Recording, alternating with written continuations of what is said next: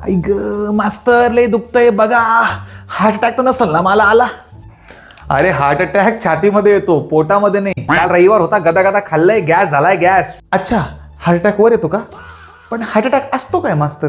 अरे हे बघ, जेव्हाही हार्टकडे ऑक्सिजनेटेड म्हणजे शुद्ध रक्ताचा प्रवाह कमी होतो तेव्हा हार्टचं पंपिंग स्लो होऊन हार्ट बंदही होऊ शकतं. त्याला हार्ट अटॅक असं म्हणतात. मग येतो कस काय? हार्टच्या जवळ कोरोनरी आर्टरी बघायला मिळते. ही कोरोनरी आर्टरी हार्टच्या मसलला ऑक्सिजनेटेड ब्लडचा सप्लाय करते. या कोरोनरी आर्टरीमध्ये जर ब्लॉकेज म्हणजेच प्लाक बघायला मिळाला, जो की फॅटी सबस्टन्सेस, ब्लड सेलच्या साचण्यामुळे, फायब्रस टिश्यू किंवा आयन्सच्या साचण्यामुळे बघायला मिळू शकतो, त्यामुळे हार्टकडे जाणारा ब्लडचा सप्लाय कमी होऊन जातो. हा सप्लाय कमी झाला म्हणून हार्ट अजून ब्लड आलं पाहिजे म्हणून जोरात पंपिंग सुरू करतं आणि त्याचमुळे चेस्ट एरियामध्ये पेन सुरू होतं.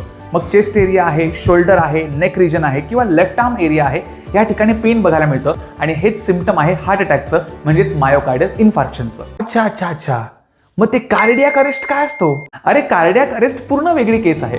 कार्डियक अरेस्ट अरिथमियामुळे होतो, म्हणजेच हार्टमध्ये जे बीट्स आहेत ते इम्प्रॉपर व्हायला लागतात आणि हार्टचं पंपिंग जे आहे ते इरेग्युलर व्हायला लागतं, ज्यामुळे हार्ट अचानक बंद होऊ शकतं. म्हणजे चालू असलेलं हार्ट अचानक बंद पडतं, त्याला कार्डियक अरेस्ट म्हटलं गेलंय. लय सिरियस विषय, काळजी घ्यावी लागेल वाटतं बरं का. मग कार्डिओ सुरू करा, जॉगिंग, रनिंग, सायकलिंग पटकन सुरू करा. मास्तर तेवढं गॅस तर मी बघा ना.